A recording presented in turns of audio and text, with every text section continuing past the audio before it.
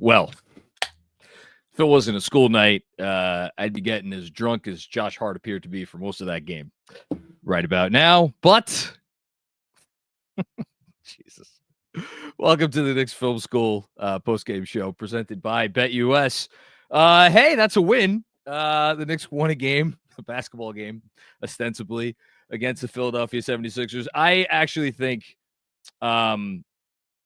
you know what that win tells us? It tells us a lot about. It tells us about the teamwork and the camaraderie in that locker room, because for them, and obviously I'll throw in the coach in here too, for all of them to collectively nearly blow that game just so Jalen Brunson could pad his clutch time stats and maybe put himself in the lead for the Jerry West Clutch Player of the Year award.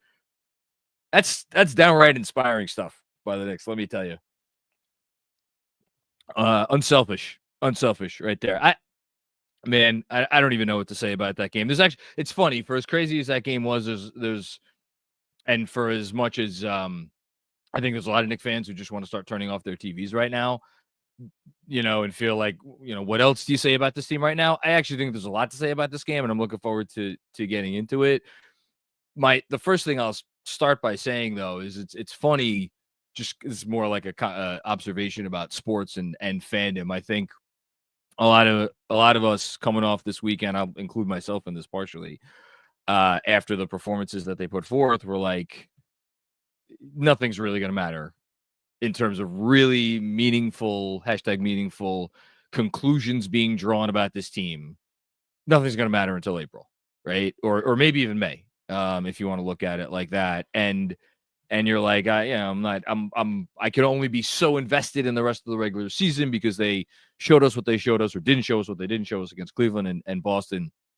And yet, I know I was sitting there in the fourth quarter being like, do not blow this freaking game, guys, please. Even though in the back of my mind, and I guess this will be the way that we actually start talking about the game itself, there was a part of me in the back of my mind where I was like, they deserve to lose this game. And I think that's maybe a little harsh, but there is something a little off with the team right now, and I want to be very very careful with my words, because this is a team that I know they played without a non-spacing center for all of last year, and for the entirety of the Tom Thibodeau era, for that matter. So you'd think that they should be used to it, but like, when Karl-Anthony Towns is not on the court, like, they just are not quite themselves. And I give them a lot of credit, and I give Mikal Bridges in particular a lot of credit for going out in the first quarter and giving them that lead. And I think when they came out, and he specifically came out and started with and that was an important first quarter for Mikal Bridges. And I'm going to be a little rough on the Knicks in this game, but Mikal Bridges and obviously Jalen Brunson, they are excused from all this, and a couple other guys I thought had decent games. And I don't want that to get lost in the conversation, because it's important. And like, you don't just focus on the bad, especially after a win. You try to focus on the good stuff, and you always try to focus on the good stuff. Even on Sunday against Boston, there was some good stuff to focus on, and we tried to do that. But I thought, to come out, Mikal Bridges having the best first quarter of his season, arguably the best quarter of his season, for Jalen Brunson to really look for him, to sense that he had it going. And I thought there was this perfect dichotomy in the first quarter. Jalen Brunson, 7 assists, Mikal Bridges, 19 points, which was, again, a season high. And really just like take a team that had lost 8 games in a row and give them nothing to, like, extinguish any hope right away. Like, put them in their place. You go up by 19, you're up, high high teens for most of the game. And that's when the not so good stuff started to set in. And I thought, after the first quarter in particular, and credit also to the bench, I thought the bench did a nice job of, I thought they had a couple nice bursts in terms of the scoring. But after the first quarter, and after Bridges' little burst in particular, when it wasn't Jalen Brunson doing it on offense, they just couldn't generate anything. And again, it's impossible to have this conversation without talking about Karl-Anthony Towns, and it's also impossible to talk about Karl-Anthony Towns' absence from this game without talking about Tom Thibodeau. And like, could we again? Thank God they won. Thank God they won. But the fact that they struggled as much as they did to beat that team, and I think the other reminder that we got tonight is that the Knicks' defensive issues, and I know the Sixers only scored however many points they scored in this game, 100 and what did they score? 105? Yeah, 105, which on paper was like pretty good. Watching that game and you saw it. Once the Sixers got going, the Knicks defense had all kinds of trouble stopping them. And I understand a lot of that was with a undersized center who's not even really a center in Precious Achiuwa, and the rest of it was with a rookie. So, I don't know how many conclusions you could really draw from any of that, but it was a reminder to me, at least, that for as much as we can point at Karl-Anthony Towns, and I have pointed at Karl-Anthony Towns for his defensive miscues and his impact on the larger defensive struggles for this team over the course of the season, it ain't all him. And, there has been something lacking defensively with this team for the entire season. Now, that being said, they made some big plays down the stretch. Precious Achiuwa had a big play. I don't even know if I want to call it a block. It was funny hearing Monica McNutt being like, that was more of a, I forget what she called it, but it wasn't a traditional block. That, the Hart OG convergence on the Paul George drive, I thought that was a good defensive play as well. There were a couple other, a poke. Yes, thank you, Mark. It was a poke. Best poke of the season. So they came up with some plays, but there were also a ton of possessions, if we're keeping it a buck, that like Sixers got good shots, and they're just a god-awful basketball team with two players who have kind of are in a lull. They're almost at like Tyrese Maxey and Paul George. It almost felt like they were in hibernation for the first half of this game until they kind of were like, oh, wait a minute, we can actually win this game. And then they woke up. But the rest of that team is dreadful. Although Kelly Oubre quietly auditioning, maybe for, I don't know. I don't want to speak out of turn, but like I've always fancied Kelly Oubre Jr. I like him. Anyway, great game for him. But yeah, the Sixers are bad, and if this was against a good team, like we're having a very different conversation, which has me worried and should have people a little bit concerned heading into this weekend. Because, and if you want to try to put a silver or look at this in a glass half full view and bring the weekend back into the conversation, it's actually almost more encouraging that this team is just not playing good basketball right now. And you can go back to the Bulls game after the first game after the break. You can go back to the Hawks game, which was the last game before the break. It's been so long, I forget who was before. Oh, the Pacers. Pacers game they actually played. The Pacers, they played well. But this is now a little bit of a stretch here where, and it's strange because we kept saying, just get to the All-Star break, get some rest. And we thought coming out of the break, that's what they needed. They needed rest. They needed to recharge their batteries. And then they were going to hit the ground running for this home stretch. And that's why I think a lot of us were very excited. It's been the opposite of the case. They've come out of the All-Star break and they've played poorly. And again, glass half full, maybe it's not that they are 30 points worse than the Celtics and the Cavs. Maybe it's that they're just not playing well right now. And I think we saw a lot of that against Cleveland, and we saw a lot of that, at least for most of the game, against Boston. And obviously we saw a lot of that tonight. And then to boil it down, where are the pock marks? And I feel bad. I know I'm being very negative, and I if anybody wants to comment and be like, Macri, they won the game, feel free. I don't blame you, because I'm talking about this and I want to stop, but yet I feel compelled to point out the things that like we just witnessed, because it was an incredibly frustrating game. And then we'll end on some positives, but like to go through it, Josh Hart, I mean, finishes with 17 rebounds, including some big ones down the stretch. Had a few nice passes throughout the game. Was actually a team high in plus minus, which tells you everything you need to know about game to game plus minus. Had a couple big baskets, but there were large stretches of this game, including the entire first half, where I thought that was the worst I've ever seen Josh Hart play. To say that he had his head in the clouds. And I thought, I don't know if this is being a little bit too harsh, but I thought the difference between them being up, I think they were up 16 at the half, and then being up 25 at the half was Josh Hart. And he ended up with 7 turnovers for the game. same as the number of points that he had. And I think there might have been a couple others that you could probably put on him. I don't know what Josh Hart was doing out there.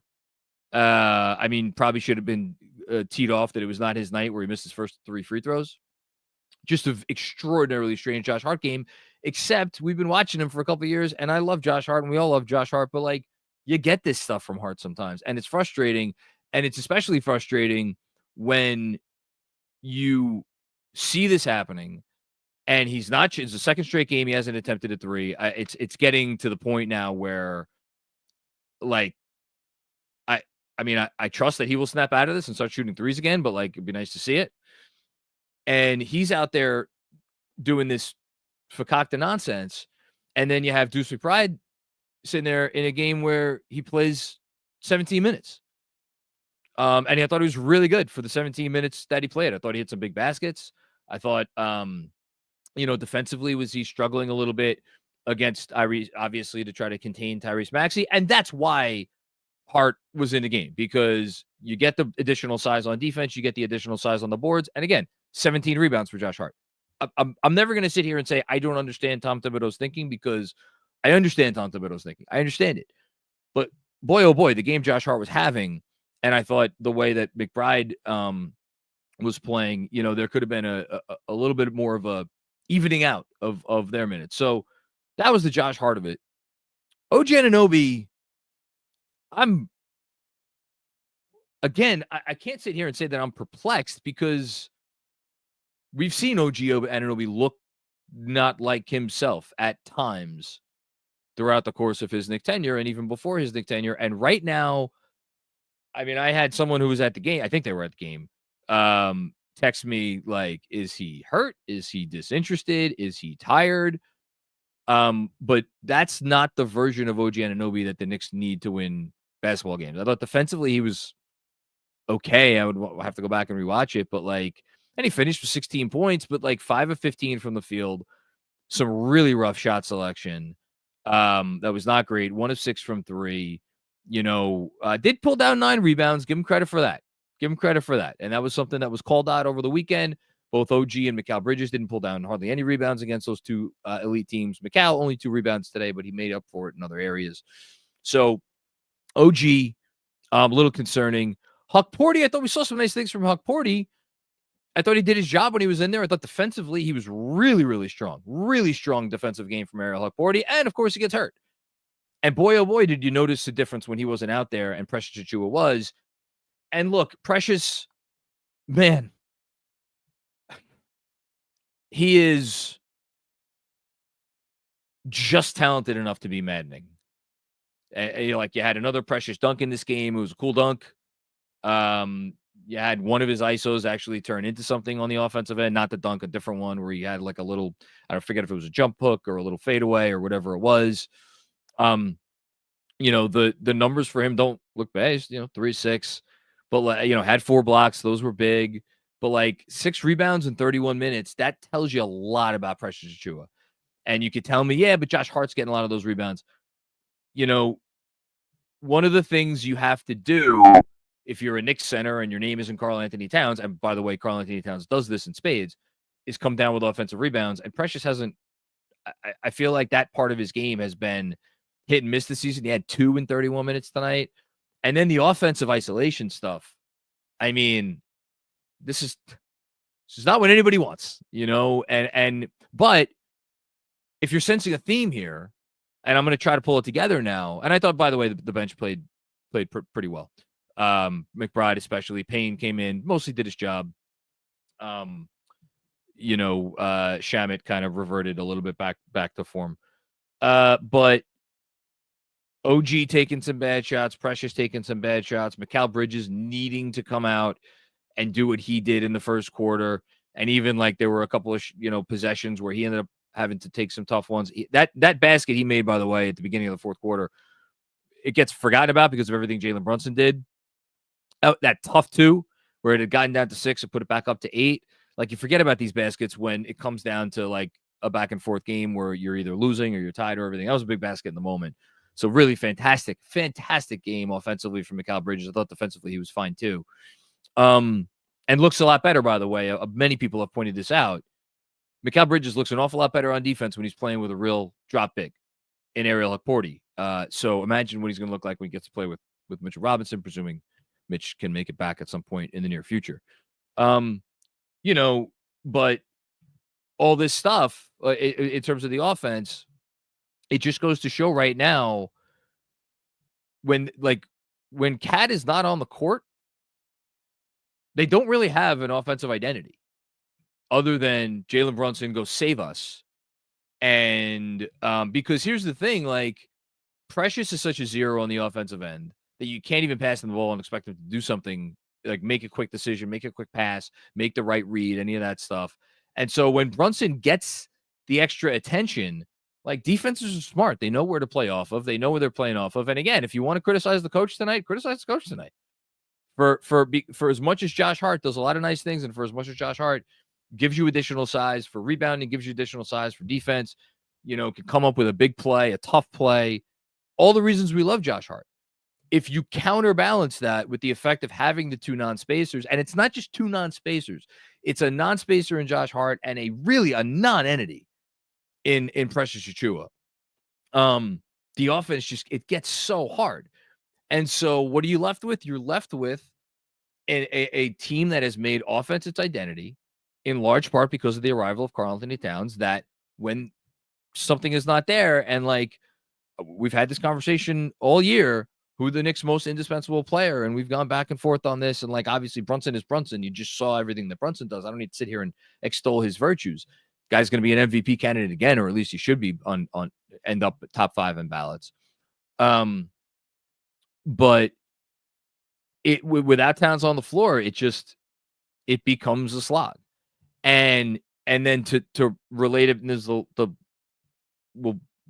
last point I want to make here. That's, I think, when a lot of fans this year have lamented the fact that they don't have a defensive identity. And I've responded to many of these people being like, it's all right. Just be good enough on defense. Look at the offense. Well, that's great when the offense is going. And I'm not saying you should plan your season around anticipating someone should get hurt, but it is a concern because Karl-Anthony Towns always misses games. And again, you can relate this back to Tibbs, because why was Karl-Anthony Towns in the game the other night at the end of the game? So tough sledding, and they don't have right now that defensive backbone to fall back on when the offense isn't there, and that's frustrating. You hope the return of Mitchell Robinson helps change that.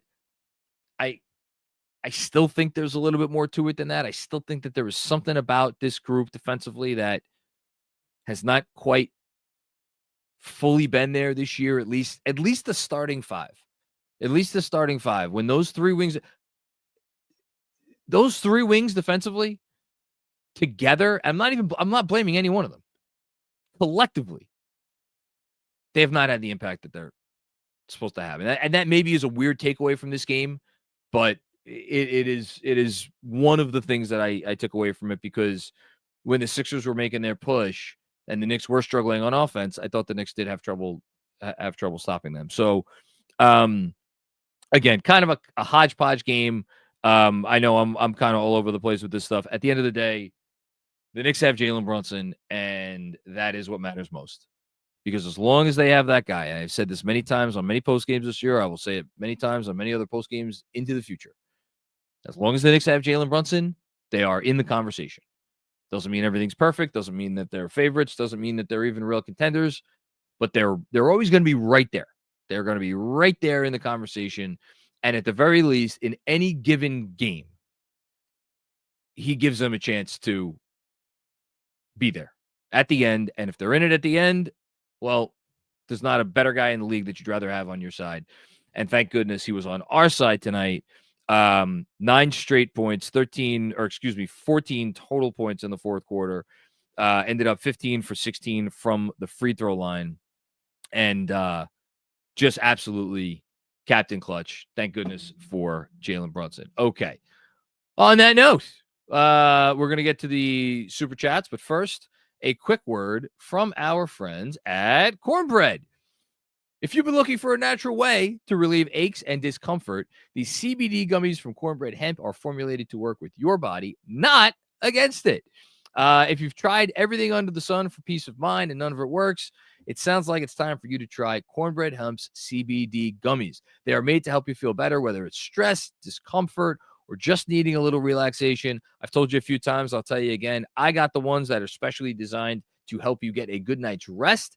And as you might imagine from how I go about my business on these things, after I have a full night watching a game and getting all amped up, especially after what we just witnessed, and then doing a post game and hearing everybody's comments and then having to sit down and write a newsletter, I am wound up. I need something to calm me down. I need something to relieve my stress, relieve any discomforts I have.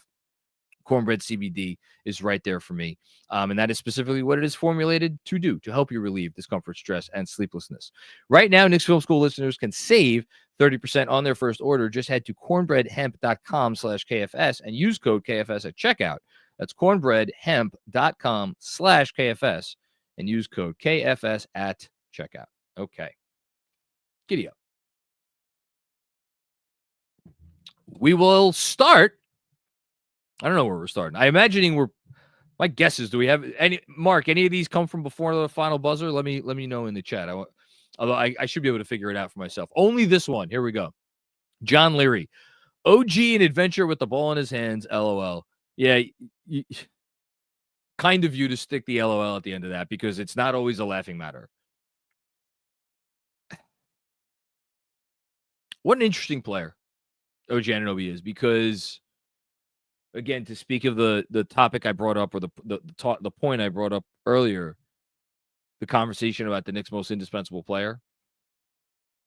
There were times this year where I legitimately had the belief that player might be OG Anunoby, and I meant it. And I wasn't trying to say it to give like a hot take or to be contrarian. My thinking was almost like, you have these two incredibly gifted all-NBA level offensive players in Jalen Brunson and Karl-Anthony Towns. If you lose one of them, at least you have the other one. Whereas OG Anunoby, there's only one OG Anunoby, and he does so much for this team as far as the defense, as far as hitting corner threes, although he couldn't really buy one today, hit one. Being able to cut. Well, all of a sudden, without Karl-Anthony Towns, that cutting, and without Karl-Anthony Towns both spacing and him as a passer from the top of the key, OG's cutting is not as valuable. And it's not only just the hands, and yeah, the hands are not what you want. There is, like, it's funny because you look at Josh Hart. Josh Hart doesn't shoot threes, and yet you watch Josh Hart with the ball. You watch him put the ball on the floor. You watch him move without the ball. You watch him when he gets the ball, his ability to move directly into whatever move he's making. And all those different sorts of things. Tonight's obviously not the best example for Josh Hart, but and it's all so fluid. OG is kind of the opposite of that. It's very kind of clunky, when it's not great, it's kind of clunky.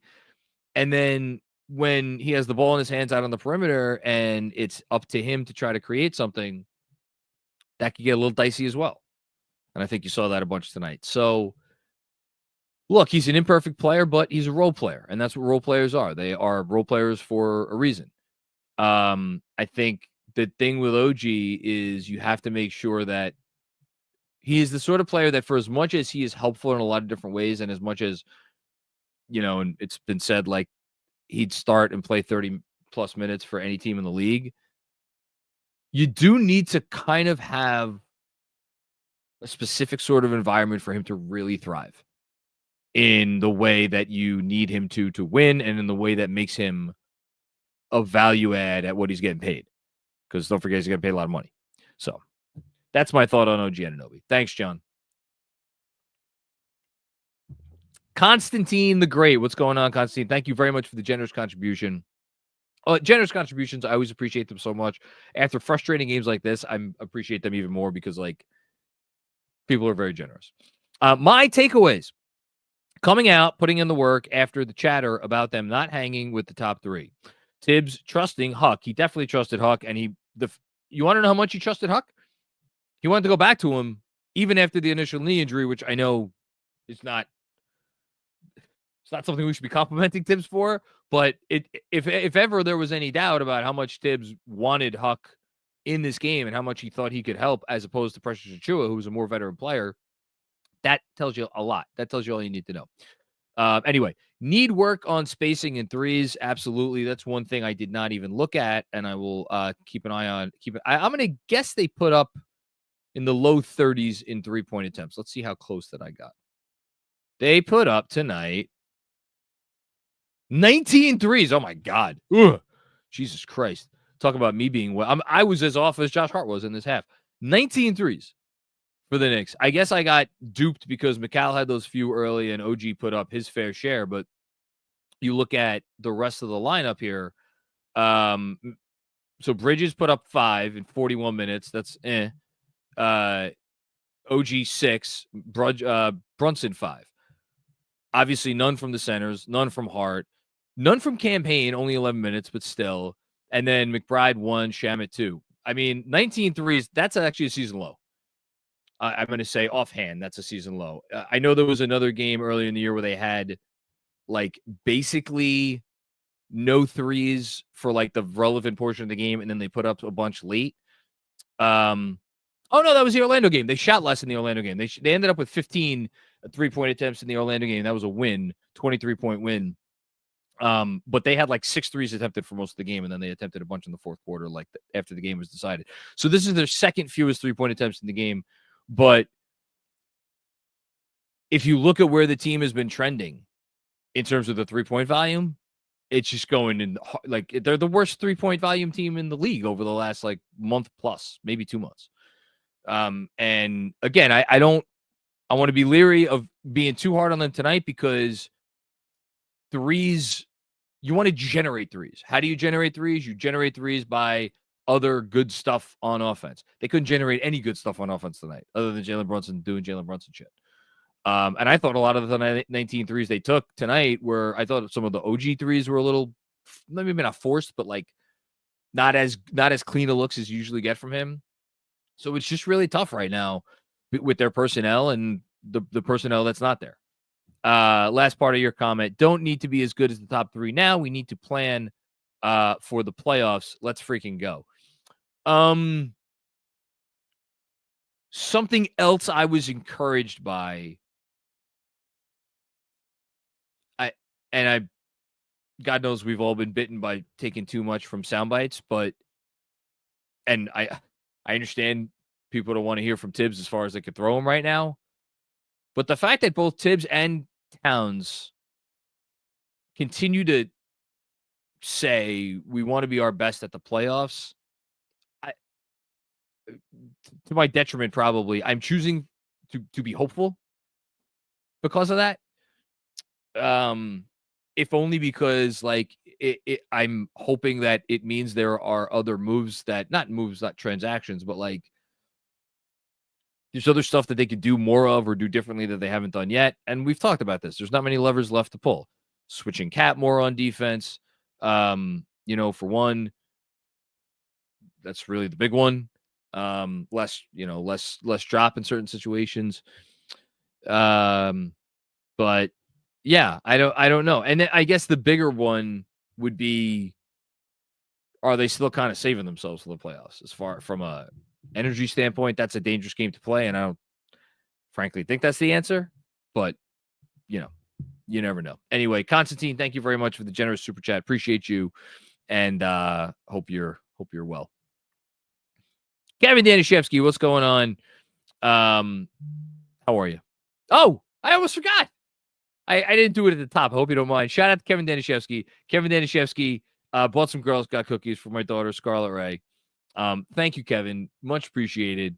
If anybody else wants a shout out, you can get it by just buying some Girl Scout cookies. They are still for sale. So I don't know. I should probably tweet out a link or something.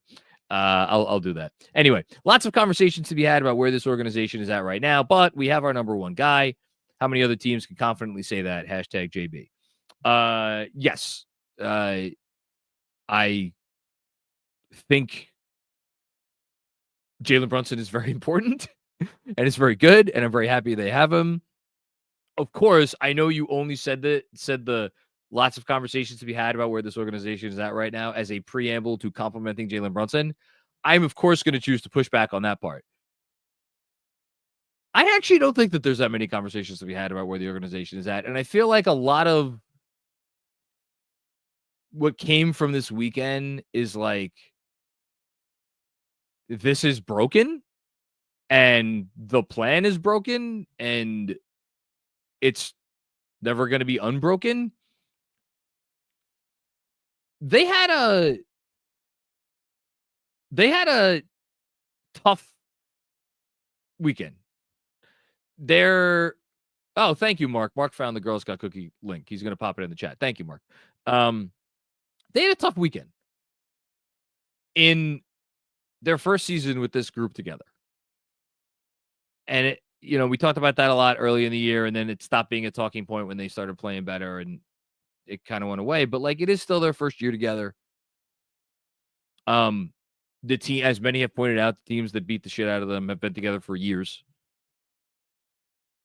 Like, I think they're in a perfectly fine place in the organization. I know there are some people who want to fire the coach, and he needs to definitely, between now and the end of this season, I don't want to say prove, but like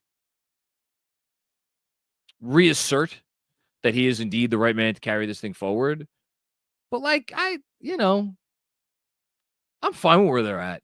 I really am. I that may sound silly, but I'm fine where they're at. And yeah, a lot of it has to do with Jalen Brunson, but I also just like, I don't know. I think they're in a good spot. I think we've talked about their culture so much over the years. That hasn't really been a talking point as much this season. I still think the culture is really good. Locker room is really good. Guys like each other. Guys go out there, and play for each other. I don't think there's like, that maybe a little bit of selfishness here and there, but for the most part, I don't think there's a lot of that. I think they're in a really good spot. They got good players.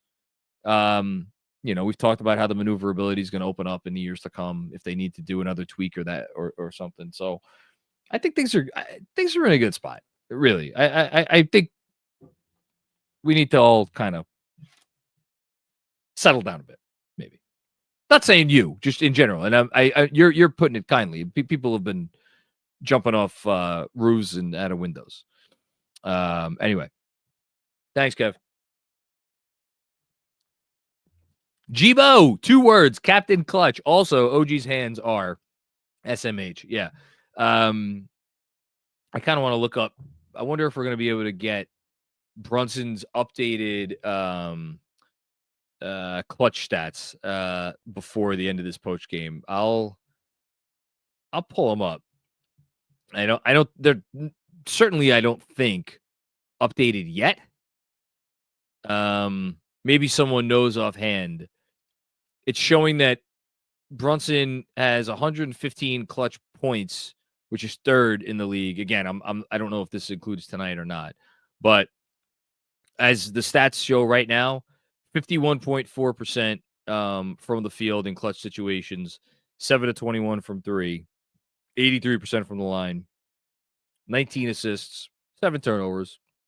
And his team is a plus 13 in those clutch minutes, which, you want to outscore your opponents in the clutch.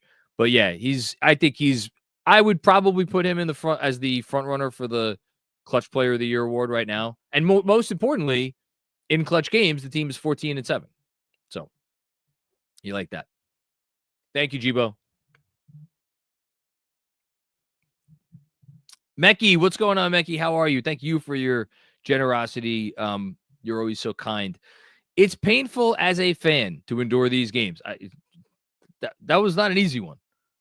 But I personally think it's extremely beneficial to endure these sorts of games. Need this for the postseason. I take these disappointing wins over blowouts. It's such a great point.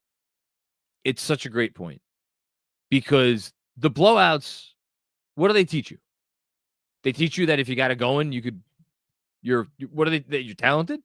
We know the Knicks are talented. The Knicks know the Knicks are talented. They're going to be playing the Grizzlies this weekend. The last time they played the Grizzlies, they played well, But they also, they were hitting shots, and the Grizzlies were kind of kicking the ball around a little bit, and they blew out that team.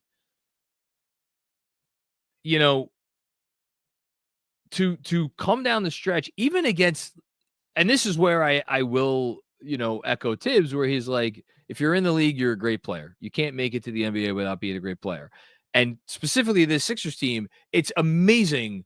My God, what it must be like to be a Sixers fan right now, because you look at the starting lineup tonight and you're like, okay, Tyrese Maxey,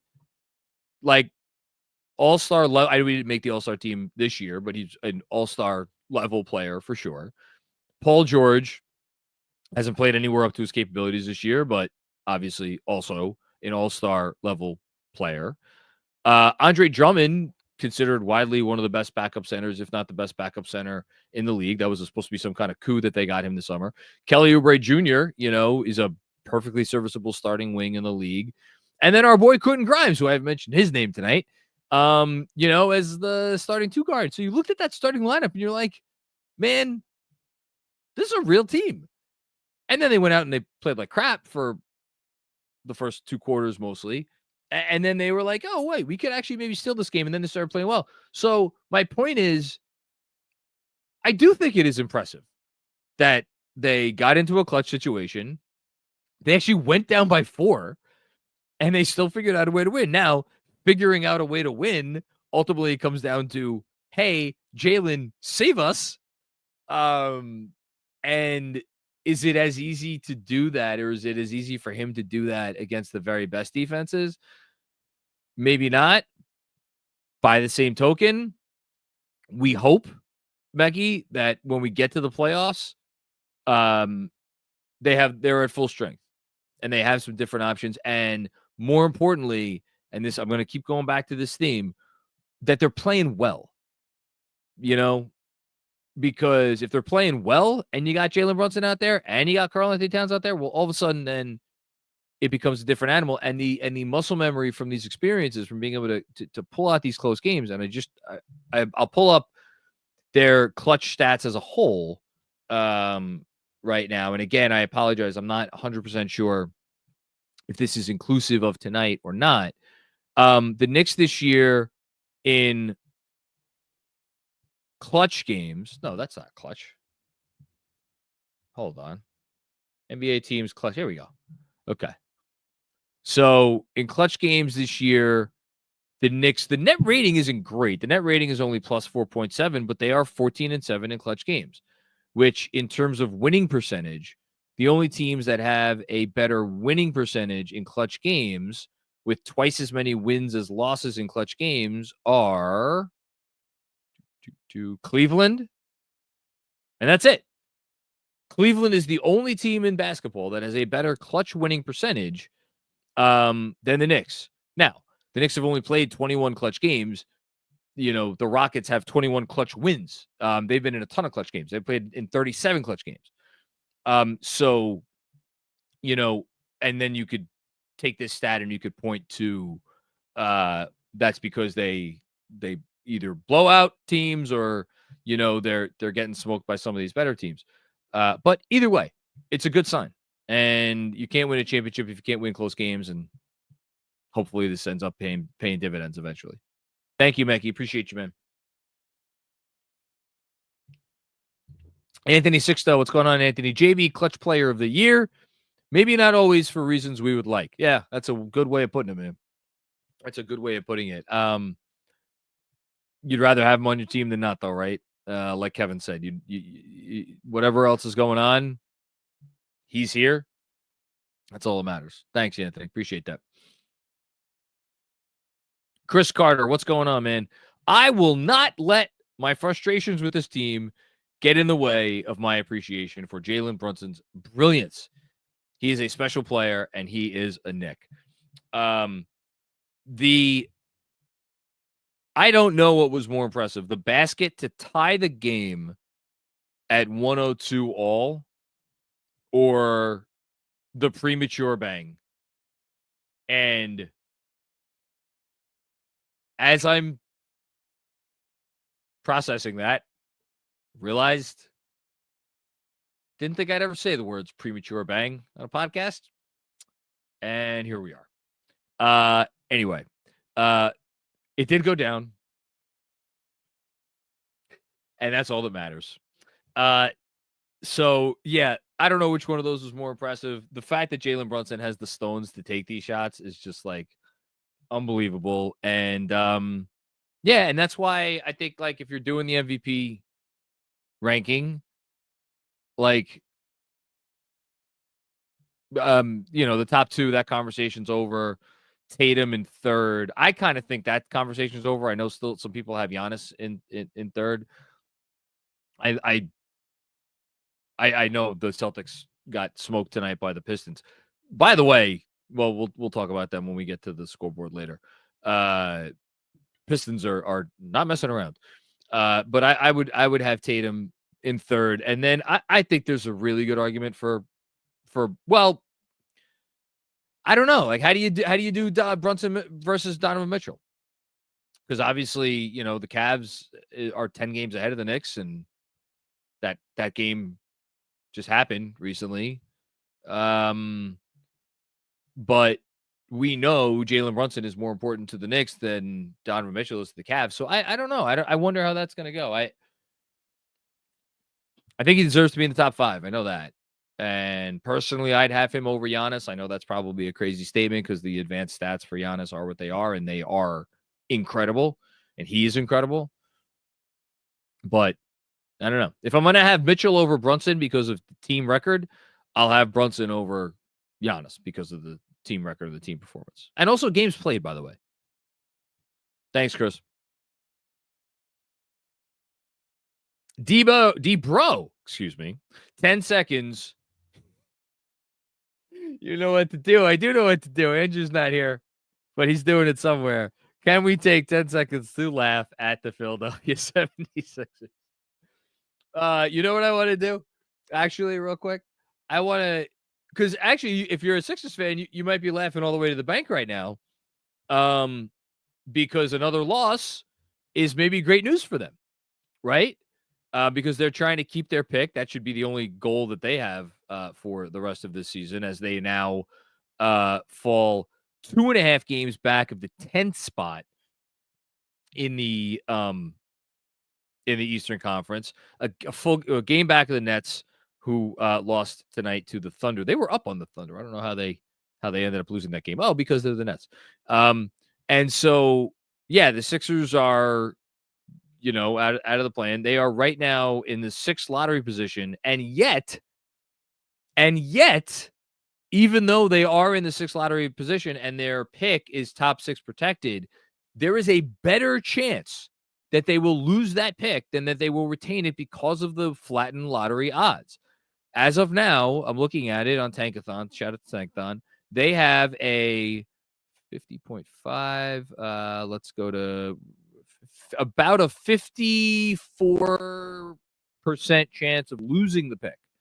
And again, this is if they stay with the 6th worst record. Now, maybe they get down to 5th, although do they have enough losing in them to catch the Raptors? They absolutely do, John. Can we take the next 10 seconds and laugh at those losers, football aside, from Philadelphia? We don't acknowledge that sport here in this city. What about the baseball team? Are they good? Oh, no. If you don't remember, John, who did they lose to in the playoffs last year? Did they lose to the Mets? I forgot that. Oh, my dear Lord. You literally just like here today, gone tomorrow, huh? Yes. The big celebration I had, the can't spell what Philly without back-to-back L's. What did I have for dinner tonight? Again, Fair. You know what Jalen Brunson had for dinner in the 4th quarter tonight? The Sixers? A little Philadelphia 76ers defense. That's what. Can you believe? Shout out to our friends at BetUS. They made a graphic. Who would you rather have, Jalen Brunson or Tyrese Maxey? And I was told to retweet it. Well, guess what? Tyrese Maxey is cool and all, but my captain's 3-pointer didn't go in and out. And, well, I guess it did. It went in and out and went back in. But it actually counted as points tonight. Okay? And their point guard, who didn't make the All-Star team, didn't hit a 3 tonight, and had a very Trae Youngish stat line. It did have a Trae Youngish stat line. How many assists did he have? I mean, look. No idea, but he didn't have a W. And you know what he hasn't had in his last 9 games? A W. And you know what? The Sixers haven't had a good season. And you know why? Because they're losers. But it's okay. You know what they're going to do, John? They're going to keep losing because that's the only way they know how to build a team is lose for a bunch of years. They'll write a book about it, and then they'll say that it was the right thing to do, and then they'll never make it to a conference finals, and then we're still going to applaud them for it. So full disclosure, I had a bad feeling about this game coming into it because today/yesterday. Hold on. When did they lose by 1 million points to the Bulls? Was that 2 nights ago? That was Monday. That was Monday. Okay. So over the last 48 hours was obviously there's already been a lot of articles and talking about how terrible the Sixers season, but there has been like a culmination of all of that over the last 48 hours. Like, this thing is one of the biggest disasters in sports history. Shout out to Jared Dubin, Last Night in Basketball. His excellent newsletter looked at, like, are the Sixers the most disappointing team of all time, or at least as far back as records go? And so with all this stuff in the air, I'm like, oh, shit, they're going to come into the Garden and beat us. So the fact that Jalen Brunson rescued us from that fate, thank you very much. So I went to this little-known website known as SpotTrack, and I'm looking at the Philadelphia 76ers cap sheet for the next several seasons. It appears, so Paul George this season made $49 million. Joel Embiid. Did he really? Yes. The cap hit is $49 million. Excuse me. You just reminded me of something, but continue. Joel Embiid's is $51 million. The Sixers are 20 and 38 on the season. So that's $100 million to 2 players. And they're 20 and 38.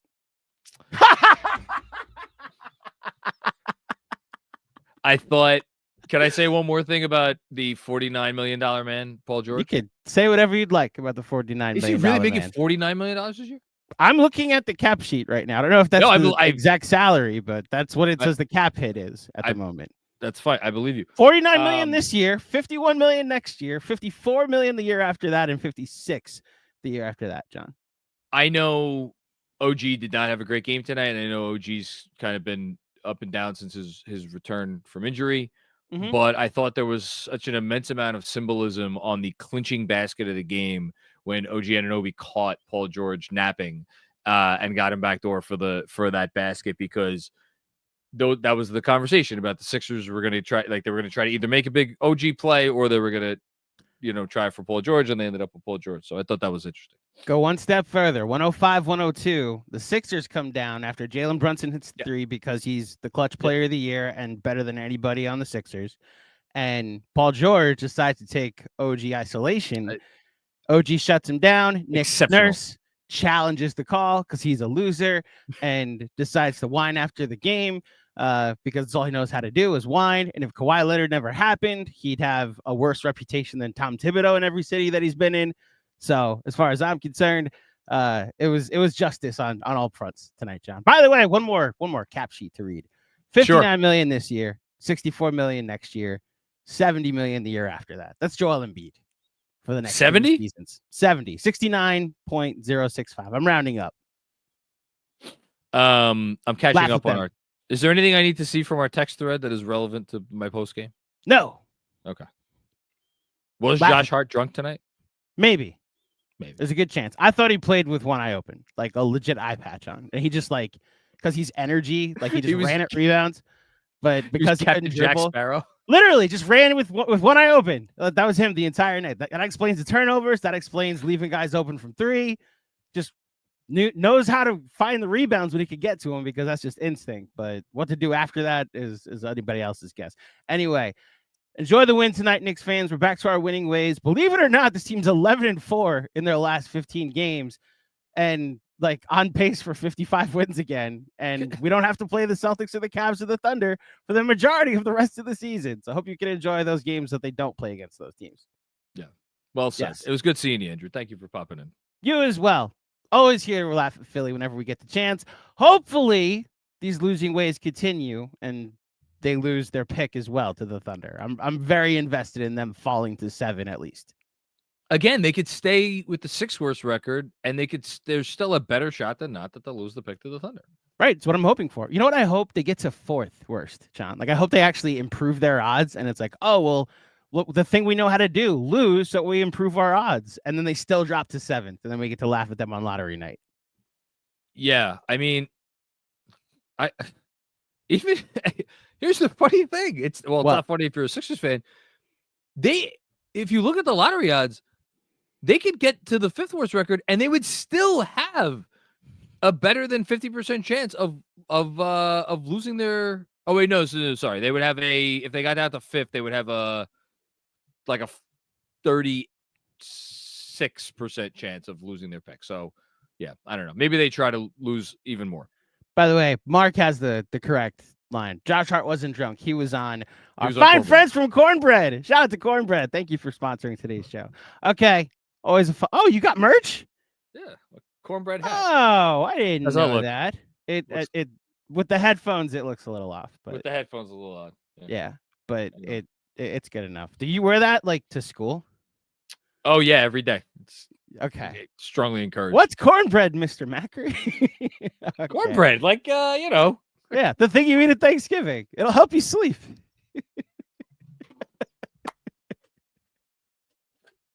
Okay, that's it for the night.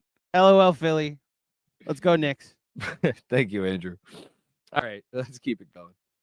Alex, what's going on, Alex? Alex got mad at me because I said some mean things about Mitch the other night. I'm enjoying this 38-13 Knicks season. I hope my innie is enjoying the games versus Boston, OKC, and Cleveland. Shout out Ben Stiller, wherever you are. Thank you for producing the best show on television. Thanks to Ben Stiller and Lumen for allowing me to undergo the severance procedure. Praise Kier.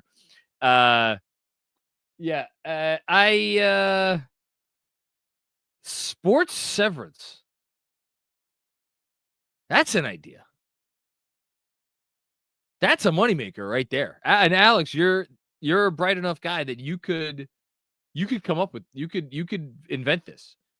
Sports severance, how would that even work? I mean, that's an interesting question. How many fan base? I would like to. Here's what someone should do.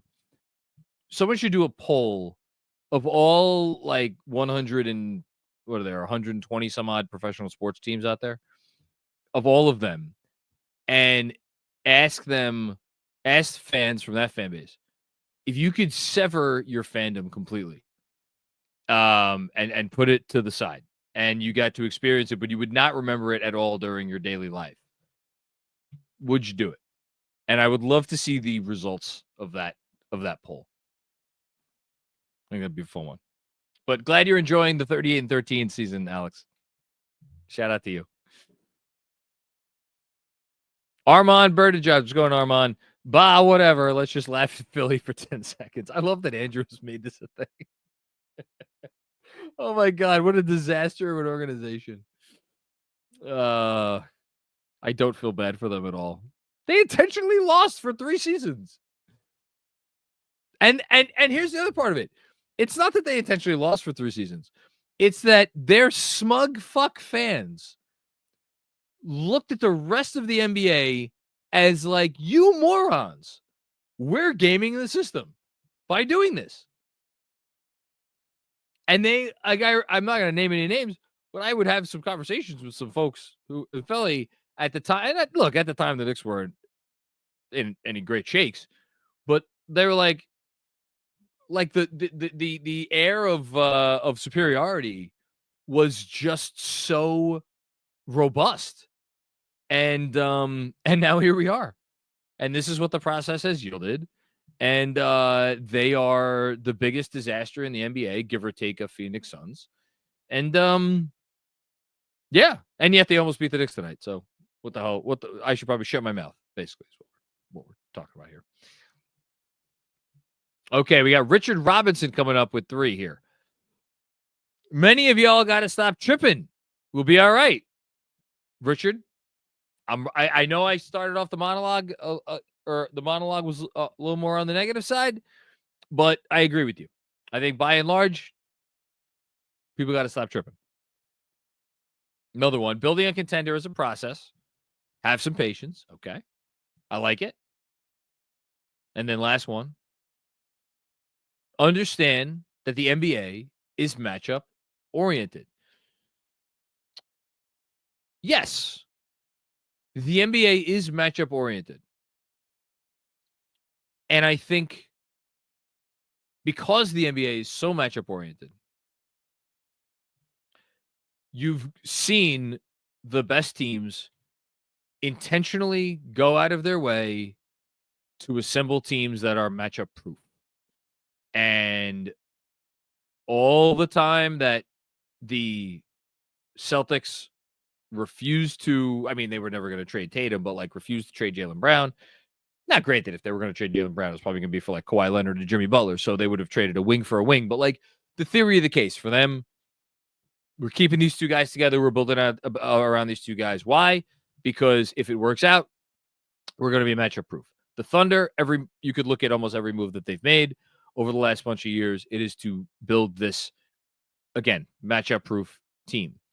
The Cavs, not so much, although they have kind of stumbled upon something here because the offense is just otherworldly. Shout out, by the way, for anybody who hasn't checked it out. Me and Benji recorded a new Patreon pod. Talked about the Cavs. We power rank title contenders. We talked about Mitch, what's going on there. We talked a little Tibbs. So, yeah, shout out to all of our patrons. Looking forward to the town hall for all of our Monroe tier subscribers. That is coming your way tomorrow night. Anyway, so bring it back to the Knicks, and you're echoing and you're preaching patience, and you're preaching like trust the process, and like it takes time to build this stuff. I completely agree with you that they should be allowed more time on multiple fronts. One front is to continue to make adjustments to this roster and insulate their weak spots a little bit more. We're going to get the first glimpse of that, what I'm talking about, when Mitchell Robinson comes back. But the other part of it, and again, this is something that I'm mad that I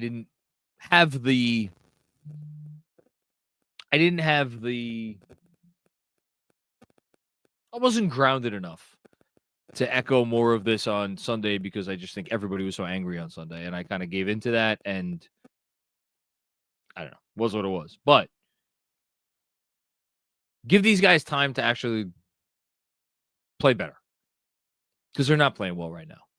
And they are going to play better, and we know they're going to play better because we've seen them play better. We know they're capable of playing better, and they're just not at peak levels right now.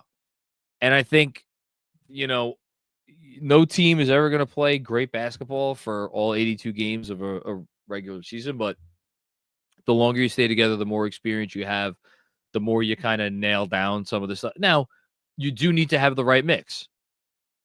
Do the Knicks have the right mix? I think that remains to be seen.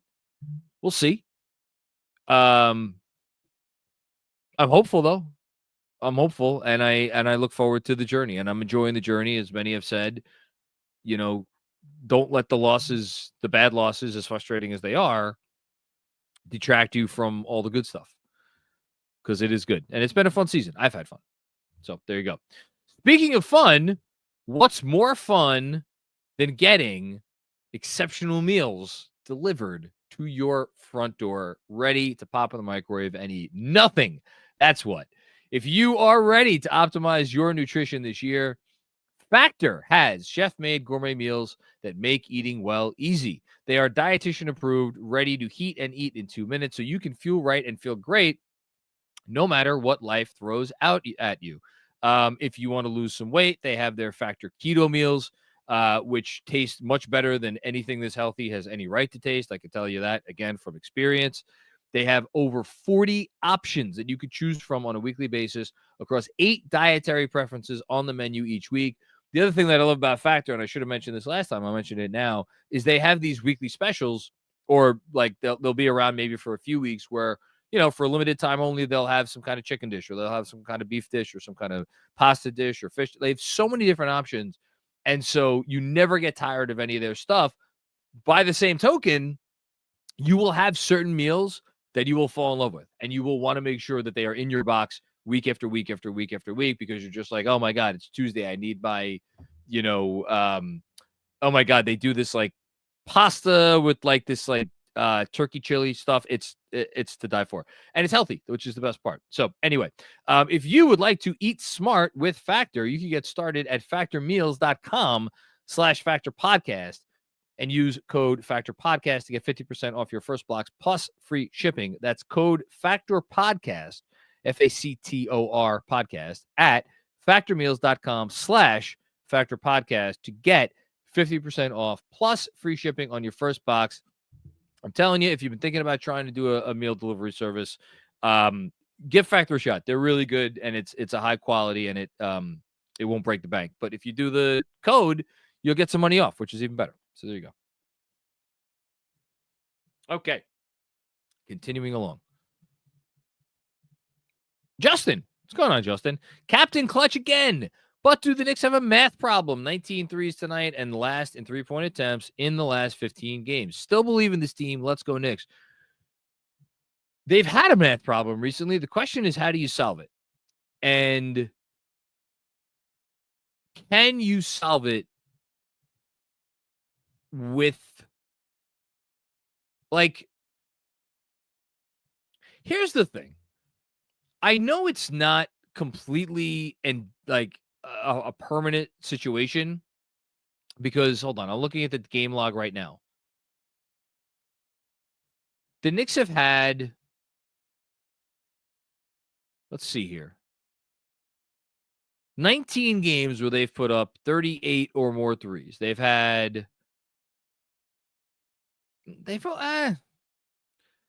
only 8 games where they've put up 44 or more threes. That's not a lot.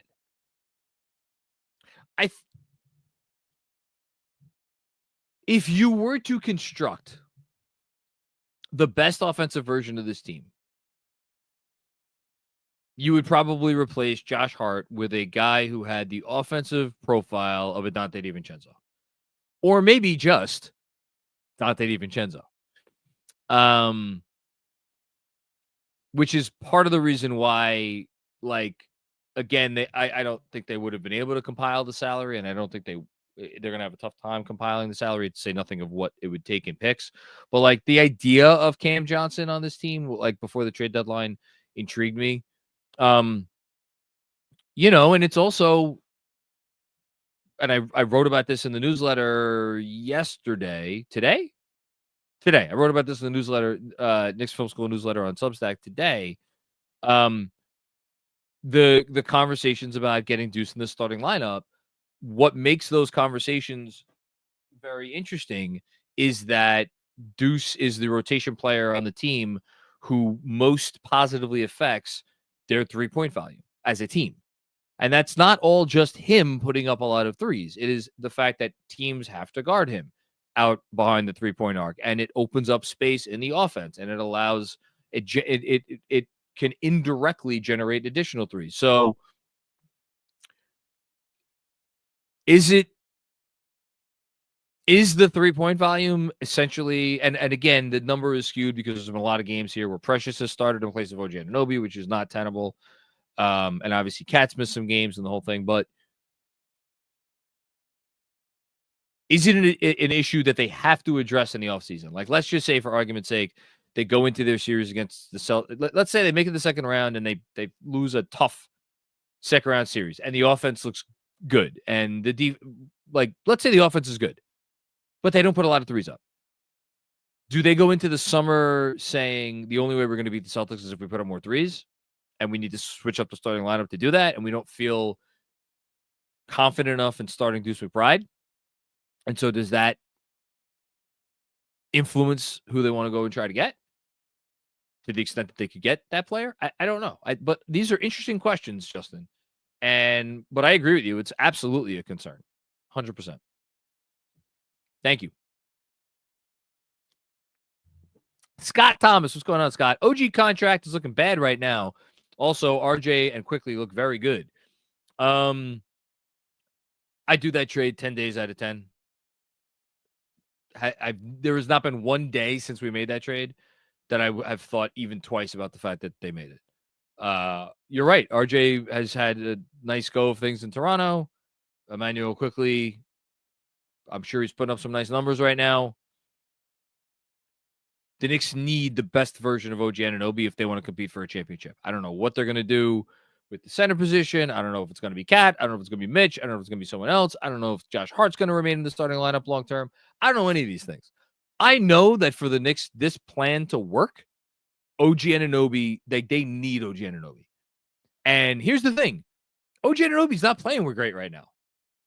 That's great. He's coming off injury. He's also played a ton of minutes this year. He's probably a little tired. He looked a little tired. He is a player that has gone through these little periods through his career where it doesn't look great on offense. I've seen the best of that guy. And that guy, I want him on my team. And a little slump here is not changing that one iota. So, sorry, Scott. I'll agree to disagree there. He's going to pay a lot of money. I'll give you that. I am AK Legend. Moment of silence to honor our captain. Moment of silence to honor our captain. Did anything happen to him? Glad to get back to winning, but got some work to do. Interested to see what Tibbs does with Mitch back. Please no more Hart and Precious at the same time. Yeah, no, the Hart and Precious lineups are painful. And you're like, all right, well, like McBride has to be on the court for those. I will try to give Tibbs a little bit of a break because tonight they didn't have Towns and Porty got hurt. And it was just, I think, not the easiest night from a rotation standpoint and making sure you did not have the multiple non-spacers. That said, as I opened the show with, I think you could have played Deuce McBride a lot more than 17 minutes. So I agree with you there. In terms of what Tibbs is going to do when Mitch is back, for anybody, I should have said this at the top of the show. I apologize. I skirted past it. The pregame press conference, he clarified what we were all talking about yesterday, which was, is he saying Mitch is going to be the starter? He said very clearly, like, I was not saying that Mitch is going to be the starter when he comes back. He said that he's going to play, and I actually think he didn't say this, but he said it to, I want to say it was Cassidy Hubbard or whoever was reporting for ESPN tonight, that Mitch will come in and he'll play in some short bursts.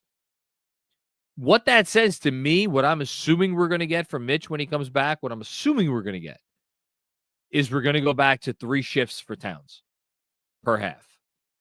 Towns out, Mitch in, Mitch out, Towns in, Towns out, Mitch in, Mitch out, Towns back in to close the half. That's what I'm assuming we're going to get when Mitch makes his return. I don't know. Maybe we'll get some overlap with Towns. We'll see. I wouldn't rule out Mitch starting eventually, but I just think frankly, for me, whether he starts or not is less interesting than how many minutes he plays with Towns. Because, well, it's basically not even that. It's how many minutes is he going to play. Because Towns, Towns is going to play in the upper 30s, right? So if Mitch plays 24 minutes, then probably about 12 of those are going to be with Towns. If he plays 30 minutes, then, do the math. Then like 18 of those minutes are probably going to be with Towns. If he plays 18 minutes, then like 6 of those minutes are going to be with Towns. The thing that I don't think you could do is say, well, what if Mitch plays 25 minutes and, maybe 20 of those 25 minutes will be with Towns. That wouldn't make any sense to me because then you're telling me that Mitch, that you're going to have like a different You're going to have another backup center? I guess. Oh, I don't know. Maybe. What do I know? Who knows? Maybe Huck Porty stays in the rotation even after Mitch is back. I guess that's possible. I would personally be surprised. Not only would I be surprised if Huck Porty was in the rotation after Mitch is back, there's a part of me that wonders if Precious Achiuwa is going to be playing anymore once Mitch returns, but we'll see. Thanks, I am AK Legend. Appreciate you. Dom Cappuccini. Okay.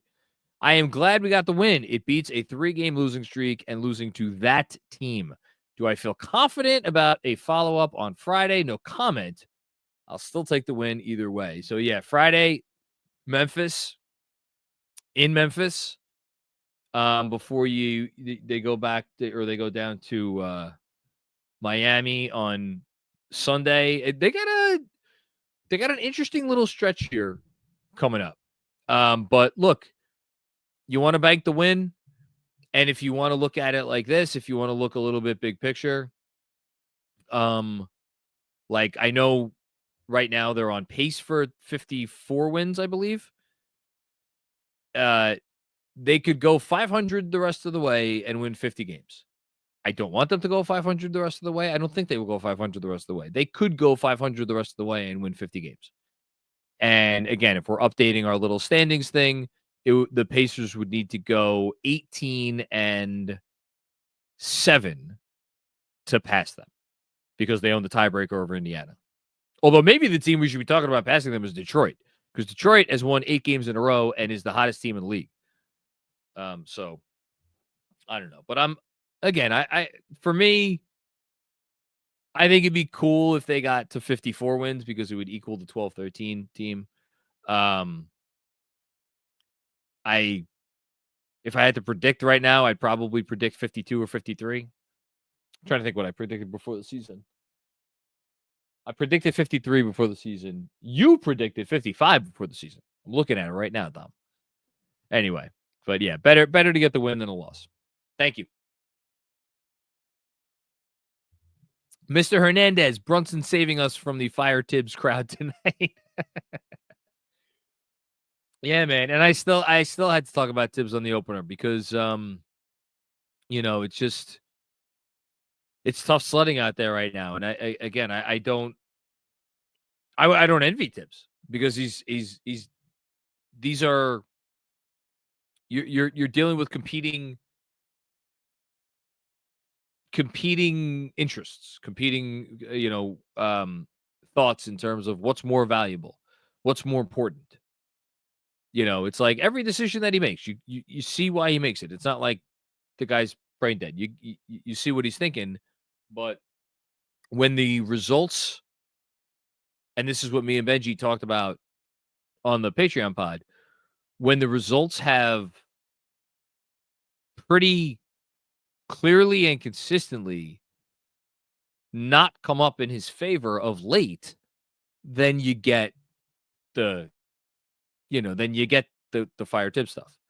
But yeah, it was nice to avoid it for one night. Thanks to Jalen Brunson. And thank you, Mr. Hernandez. Okay, we got 3 coming up here from Dom Cappuccini. Dom, the Madman. I'm going to get Dom a shirt that says the Madman because he's a madman. The center depth has immediately taken on a high wire act. Yikes. I'll comment on that in a second. Let me get to your other 2 comments. Thank you. Detroit is starting to make me nervous from afar. They should be. And last but not least, Dom, what are you doing? What was your favorite Troutwig memory?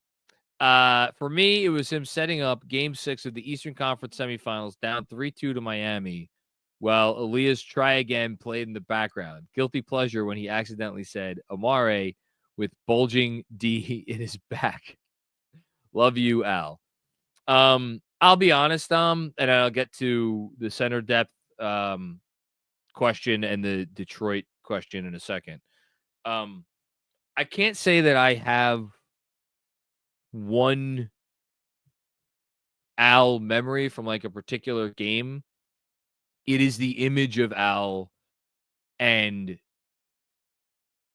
I hate to be this kind of basic, but it was hearing his voice on the broadcast But there was something, and I tried to put this into words during the pod, but there was something about the way that he set you up for a game. And there were times where he opened us up and the Knicks were the worst team in the NBA. But and this is something that is true of Mike Breen, and this is something that is true of everybody for the most part that has worked for MSG and done these games over the years. You were never made to feel like an idiot for continuing to have faith or continuing to follow the team and continuing to invest your time. And it was never pandering. Al never pandered. He didn't know how to pander. And if he did know how, he wouldn't have done it because he was too respectable a guy. The utmost professional when he was on camera, and you just felt like you were in great hands. And you also felt like you were hearing from a guy who knew what he was talking about. And again, you flip around and you look at some of the other broadcasts of people around the league, and it's like, I don't know. It's the people who bring you the coverage should be the absolute best. They should be the absolute most knowledgeable. And that's not always the case. And Al always was. So yeah, rest in peace, Al. I thought the tribute tonight was beautiful. I thought Breen and Han opening the broadcast talking about Al and how Al would have hated that they were spending time talking about something other than the game. I thought that was perfect. It's a tough loss. As to your other comments, center depth, yeah, high wire act. Towns, Cat, Buddy, Carl, please get back for Friday. If Carl and Huck Porty both miss the game on Friday, what exactly are the Knicks supposed to do? Is Precious Achiuwa going to play 48 minutes? I'm assuming OG Anunoby would get time at the 5. I don't know. I don't know what else they would do. I mean, it's funny. We've joked last year in particular, about Josh Hart, like positionless, and he fights back. He's like, I'm not a power forward. Well, guess what, buddy? You might be playing some center on Friday night if Huck Porty and Cat can't go. I would expect Cat to go. I would expect and hope that Cat can go. So that's what I have to say about that. As far as Detroit, winners of 8 in a row, 33-26, just an absolutely awesome story. Really, really do remind you, I think, at this point of the We Hear Knicks in a lot of ways. The Pistons this year are up to, by the way, Knicks still 6th in net rating. Didn't improve their net rating all that much. 3rd in offense, 19th in defense. Okay, that's something. Detroit on the year, 12th in net rating. Offensive rating, 13th. Defensive rating, 11th. So how about those Pistons knocking of a top 10 offense and a top 10 defense? Interesting stuff. Mark is reminding me. Thank you, Mark. He's been gone for so long. I completely haven't even. I still have not wrapped my head around him coming back. Mitch could come back on Friday. I should say that. But again, Mitchell Robinson, if he comes back on Friday, we already heard he's probably not playing many minutes. He's probably only going to play in these short bursts. So you're still going to get a lot of Precious Achiuwa if Cat and Huck Porty can't go. Hopefully they can go. So we'll see.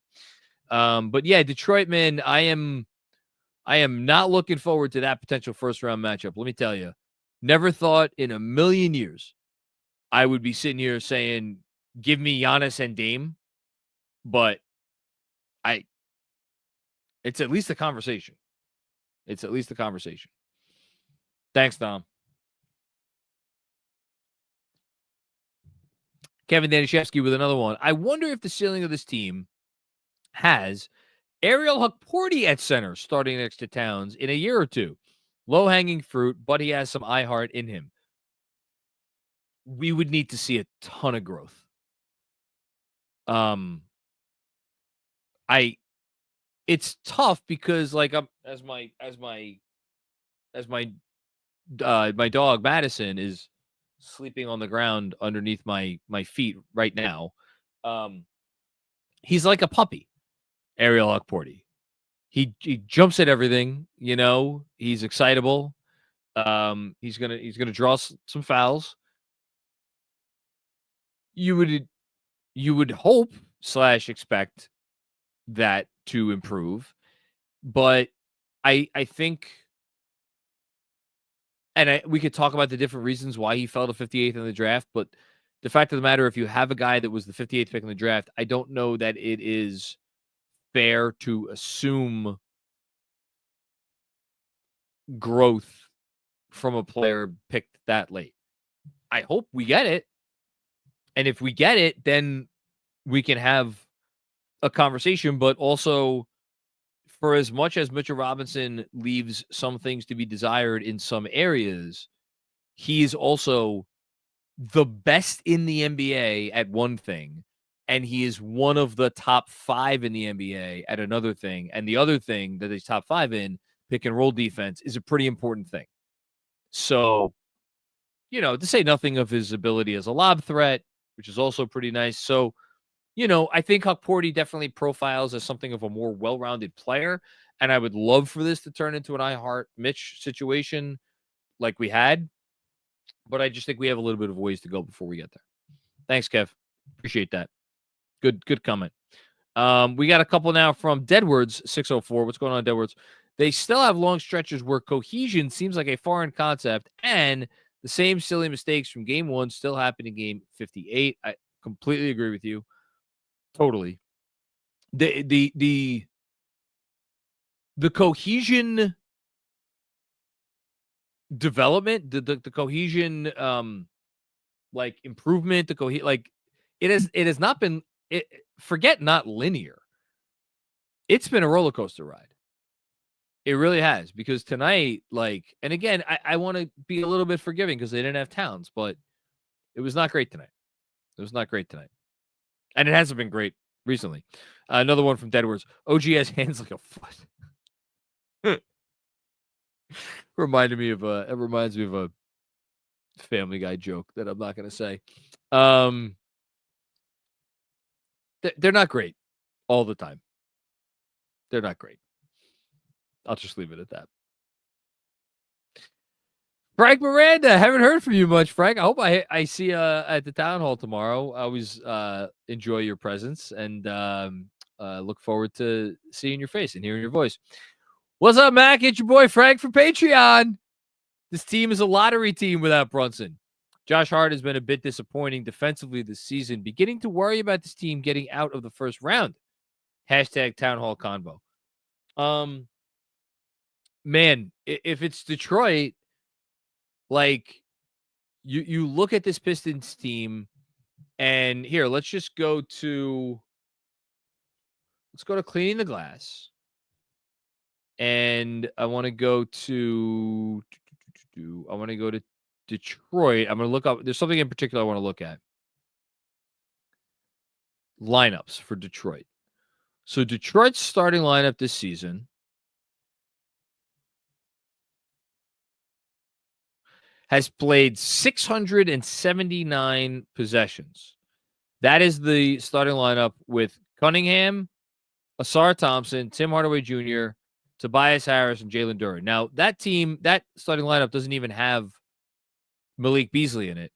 They are plus 8.7 points per 100 possessions. That is a better number than the Knicks, by the way. Now, the number that I wanted to look up, and it's oddly enough, some of the lineups here, maybe I should just look up the combos, because it feels like whenever I watch them and Cade Cunningham is on the floor with Malik Beasley, it doesn't even matter who else is on the floor. It feels like that team just scores at will. Maybe it's just I'm tuning in for Malik Beasley's best games. Here it is. Okay. Malik Beasley and Cade Cunningham this season have played about 2,000 possessions together. In those 2,000 possessions, They are outscoring teams by 6.7 points per 100 possessions. They have a 71st percentile defense, and interestingly enough, an 85th percentile offense. The best lineups that have played significant minutes with Cade and Beasley together have Tobias Harris, and really that's the only common denominator. So, they're hitting their stride. They're really freaking good. They could defend. They could score. They're a really good team. That said, the Knicks should win. Thanks, Frank. Jason Concepcion. What's going on, Jason? We had D'Antoni 17 years too early. Oh, man. I would love for them to hire Mike D'Antoni as like a special coaching liaison or something. Yeah. No, D'Antoni's a really good coach. I'm going to continue to ride with my guy, though, Jason. I know I unloaded on him the other night, and I gave him a tough time today. I will never quit Tibbs. Ever, ever, ever, ever. If you're watching this and you're like, maybe Macri's wavering. Never. He's my guy. He's always going to be my guy because I respect the work ethic too much, and I respect the process too much. No pun intended tonight. Because doesn't always work out, doesn't always make the right decisions. He's insane in ways both good and bad. But, I just will always have too much respect for a guy that gives all of himself to what he does. And he's pretty good at it, even if he's not perfect all the time. Thanks, Jason. Juanon, what's going on, Juanon? How many cornbread gummies is it going to take Tibbs to get some sleep after almost blowing that lead tonight? # fire Tibbs. I wonder if Tibbs would try, and would he try a CBD or would he try the THC? I feel like he's going to have to pop 2. I'm going to probably pop 2 tonight. So I'll go with 2. Let's go with 2. Maybe 3 because he's a bigger guy than I am. So you got to really get it in the blood system. Let's go with 2. Great question, Juanon, and thank you for the contribution. Appreciate you. All right. Let's do another read here from our friends at BetUS. Did you know that BetUS also has a casino? For all my followers who like slots or live casino dealers, take advantage of BetUS' amazing sign-up bonus. 200% sign-up bonus up to $5,000 or 250% for crypto sign-up bonus up to $5,000. Get ready for a rush with BetUS's casino. They have generous promotions and tournaments that make every play more rewarding. As always, use that promo code YouTube150. You see it on your screen right now to get 150% bonus on your first deposit, as well as 125% bonus on your next 2 deposits up to $2,000.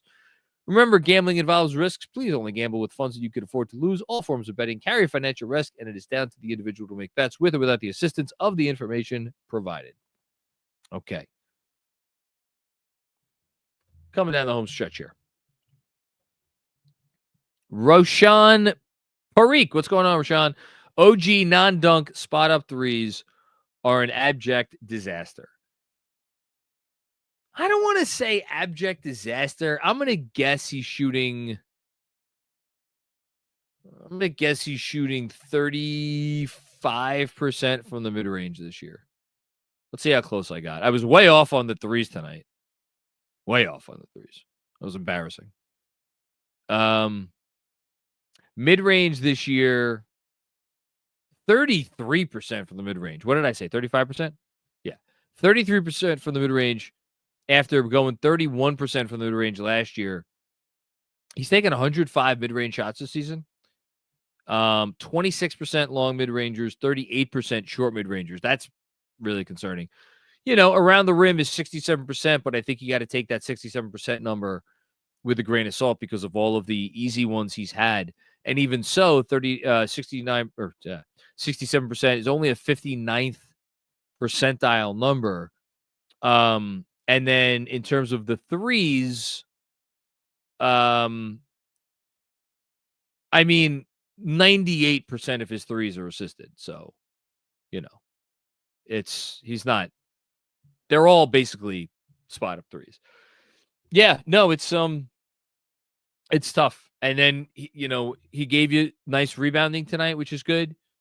He doesn't, the passing is not really always there, which is tough as well. His assist percentage this year, 7.3%. That's in the 20th percentile for forwards league wide. It's not really what you want.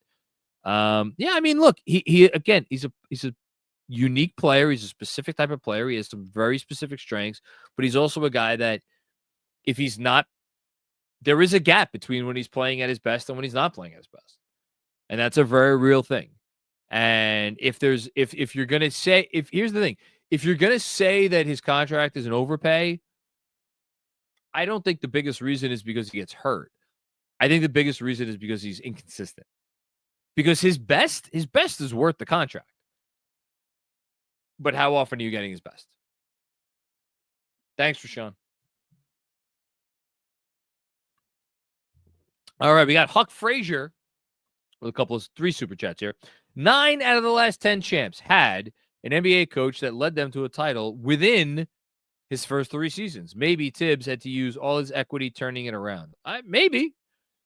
The guy that turns it around isn't usually the guy to lead you to a title. It's rare. Doesn't mean he can't. I tend to look at this stuff like I don't know how to draw that conclusion. Does the guy who resets your culture, does that mean that can that not be the same guy that also like is a good enough X's and O's and all of the other things like decision maker? We'll see. We'll see. I don't know. You might be right. Next up from Huck, we appear to have opponent agnostic schemes while top teams scheme for us. The team doesn't seem locked in. Maybe the starters should play less and practice. Maybe. Again, these are tried and true criticisms that have been around for a while. We know they don't practice to try to preserve themselves for games. And maybe one of the issues that we're seeing this season, the fact that the starting lineup hasn't been great together or as good as it needs to be, the fact that, there hasn't been maybe more consistent growth. Maybe it is the fact they don't practice together. As far as the team not seeming locked in, I mean, yeah, I agree with that. I don't know that I'm personally putting that on the coach. And then as far as the agnostic schemes, while opponents scheme for us, I think the problem is that it's very easy to scheme for the Knicks if you're a great team. Just get Cat in the action, or get Brunson in the action. Either one. It's fine. That's the tough part and that's what their challenge is. And that's Tibbs' challenge. How do you counter the fact that, at least when you're on defense, you are an easy team to scheme for? And frankly, if the Knicks are playing a team that has good defensive personnel, the Knicks are an easy team to scheme for when they have the ball. Just switch one of your big wings onto Cat. And so I think on the Knicks end, if you're talking about how can they scheme better for specific opponents, I think it's tough because they have 6 high-level NBA players, and 2 of those 6 are very small, and I know we love Deuce and we love his defense and the whole thing. He's 6'2". So the mixing and matching is more difficult when you have a more limited roster, which the Knicks right now do. Now, that may change when Mitch comes back. We'll see. But this is where I do tend to have some degree of sympathy for Thomas. And with one more from Huck, Boston, Cleveland, at least compared to top teams in first year. I don't know what this means. Boston, Cleveland, at least competed versus top teams in their first year. I don't know. Did the Cavs compete against the Knicks in the playoffs? their first year with Donovan Mitchell? That doesn't look great. Which is, again, I know I'm jumping to the playoffs. If the Knicks get boat raced by Boston in the second round, all of this, all of the Tibbs chatter, it all is valid, right? You had a full year. You had 82 games to figure out a way to be competitive against this team, this Boston team that you assembled ostensibly to beat. If you can't put up a fight, well, that's an indictment. And that's the end of that's it. That's an indictment. In terms of Boston competing their first year, what was the first year for Boston? Because they built it piece by piece by piece by piece. There was no first year for Boston. You know, like they were already a well-oiled machine by the time they got by the time they got KP and Drew Holiday. The Knicks, in swapping out, elite pick and roll defense for one of the worst drop bigs in the league when it comes to pick and roll defense, they completely upended everything that they stood for and everything that was their foundation, to say nothing of the offensive side of the ball, where they also kind of upended everything. I mean, as me and Jeremy talked about the other day. So again, like, this is the stuff that, like, I'm trying to be better about hearing the Tibbs criticism and embracing it. And when it's time to call a spade, being the one to call a spade. But I will always be on the lookout for what I feel are kind of premeditated attempts to look for reasons to bash the guy. Because I do feel that there are, and I'm not saying necessarily that you're doing that, because I frankly don't know.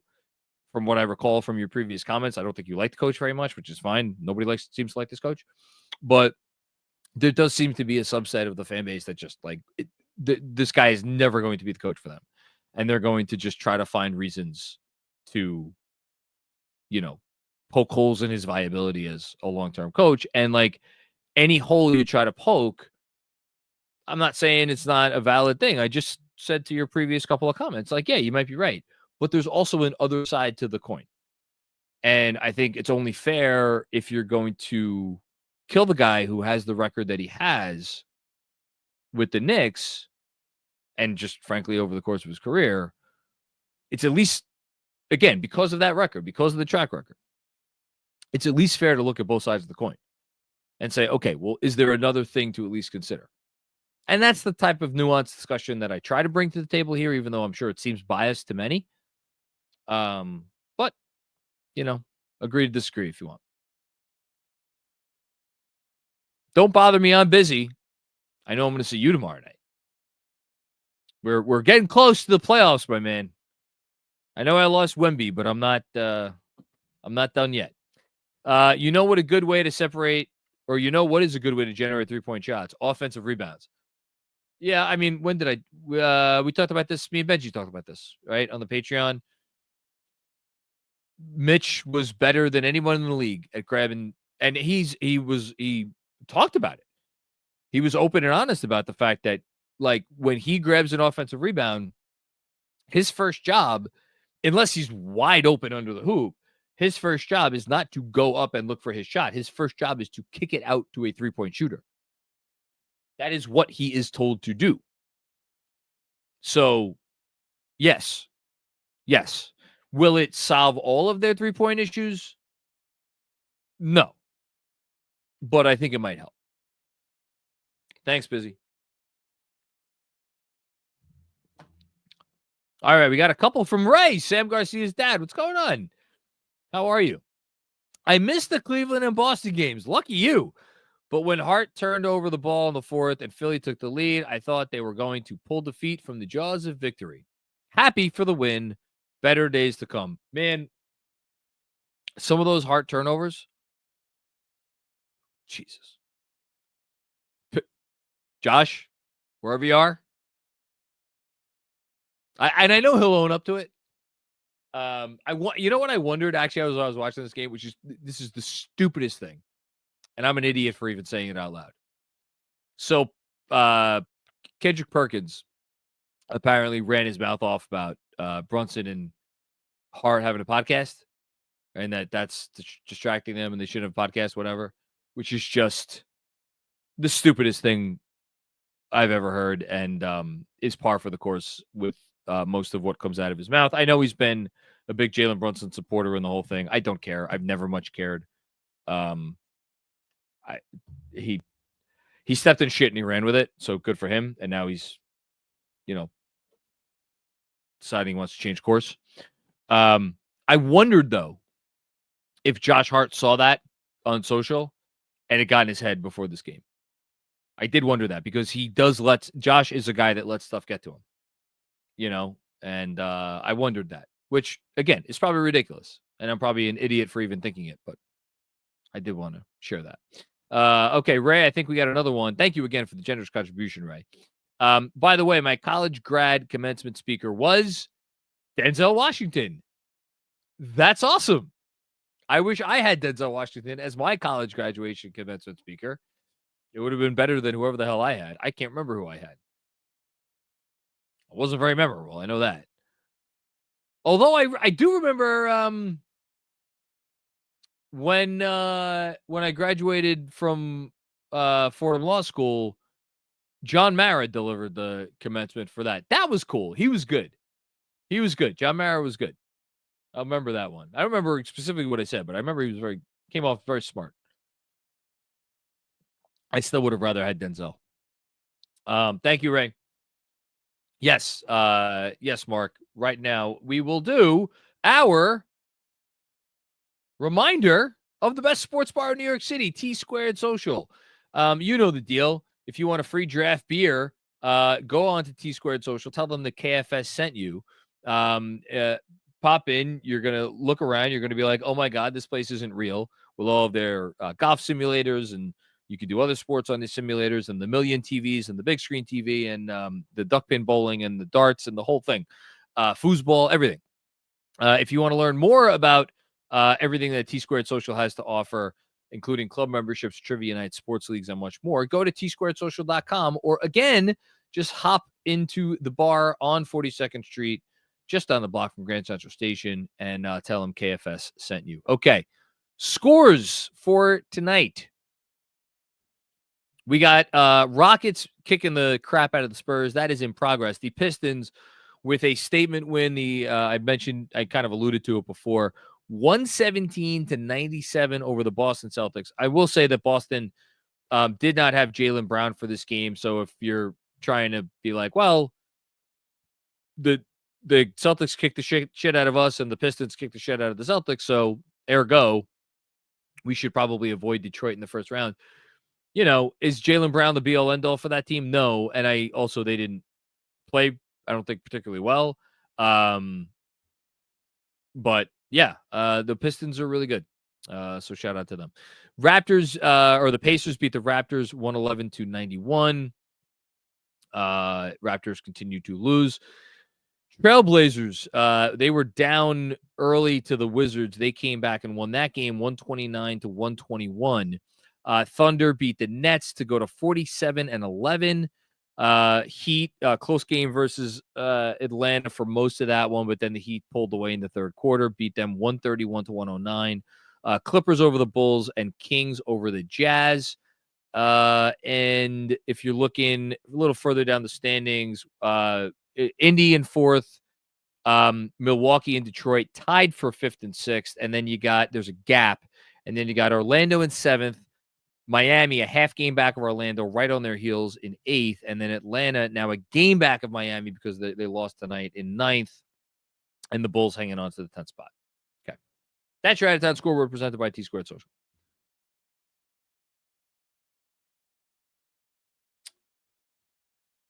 Okay. Spicy Sham. Joel Loser Embiid. Nothing else to be said. Yes. Cosign. Thanks, Spicy Sham. Mike Charles, high IQ by Cap to get Bridges going early without Cat. I thought it was high IQ, and I thought it was smart in multiple ways. It was smart to generate offense because they needed to generate offense, but also smart, like after McCall had a really quiet weekend, to just remind him and reminded anyone else who needed reminding, like, hey, man, I'm still a really good basketball player. And I know we've praised Jalen Brunson up and down tonight, and we should praise Jalen Brunson up and down tonight. He was awesome, and he rescued them on a night where they needed to be rescued.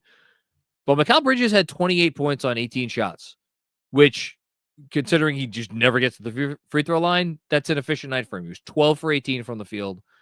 Did have a couple of steals, did have a block, 3 assists. So really, really good game for Mikal Bridges, but also for Jalen getting him going. Thanks, Mike. Just Richards, what's going on, Just? John, I loved you, man, but we are talking about losing to the Pistons now. Let's just wait for this team to hit its stride.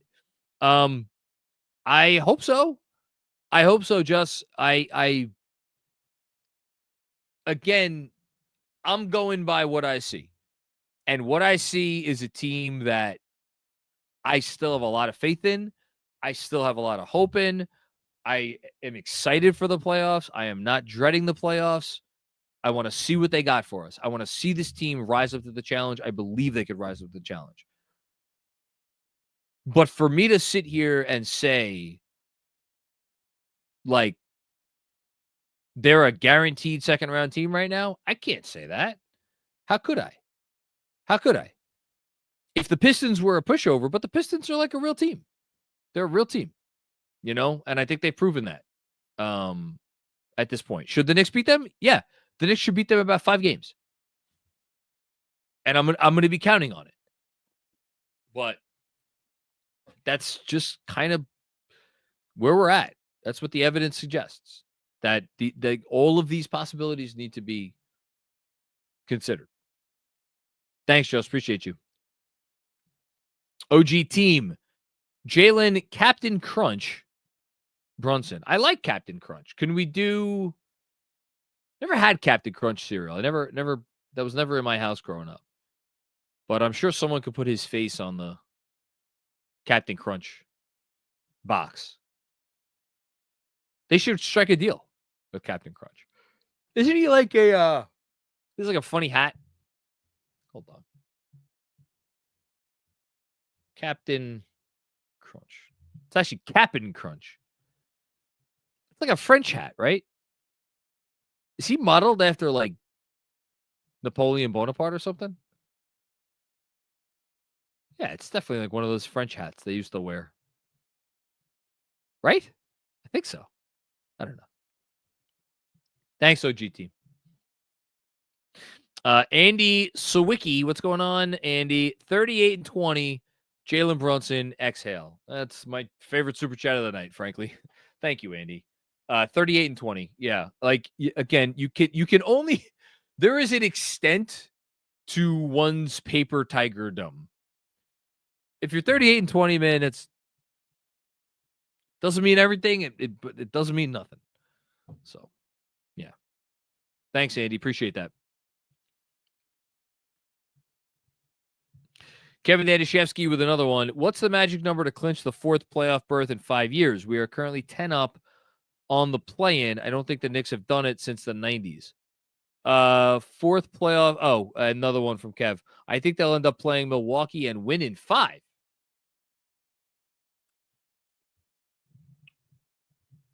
That would be an interesting series. That would be an interesting series. I would hope that they would win that series in 5 games. It would be their second straight year going up against an MVP in the first round, which would be interesting. But embrace the challenge. In terms of when's the last time they've made the playoffs 4 out of 5 years? That's easy.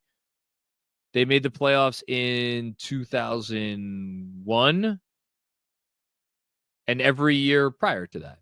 So yeah, it's been 25 years, whatever it is, since 2001. Or I guess since 2002, because 2002 they still would have made it 4 out of the previous 5 years. So, yeah. All right, this one is from Jess, closing us out today. Jessica Elsner, my fave. It's all about the journey. Enjoy the ride. Let's go Knicks. Thank you, Jessica. I think that's the perfect words to end on. Look, I was a little downtrodden to start this one, but I loved getting the win, and I love seeing Jalen Brunson get them the win because I've said a version of this before. It's a lot of years, man, where they didn't have that guy to get them a win in this type of game, and they got that guy now, and having him, whatever else is going on, as Kevin said earlier, whatever else is going on, you got that guy, and that guy, at least you could turn on the TV, and if he's playing, you're like, okay, this is worth my time. And I feel good about the investment because odds are it's going to pay off. So, Jessica, thank you for that. And thank you, everybody else, for watching another episode or another Knicks Film School postgame show presented by BetUS. You will not see me again until Sunday's postgame because I have a something to attend to on Friday night, which I can't say for reasons that I will reveal later. But I won't be on postgame on Friday, but definitely tune in. DJ Zulo is going to do that, and I'm sure he will kill it. Hopefully, they pick up a win against the Grizzlies in what I'm sure will be a tough game against Memphis in Memphis, and hopefully the return of Mitchell Robinson and the return of Karl-Anthony Towns. If you dig the show, you know what to do.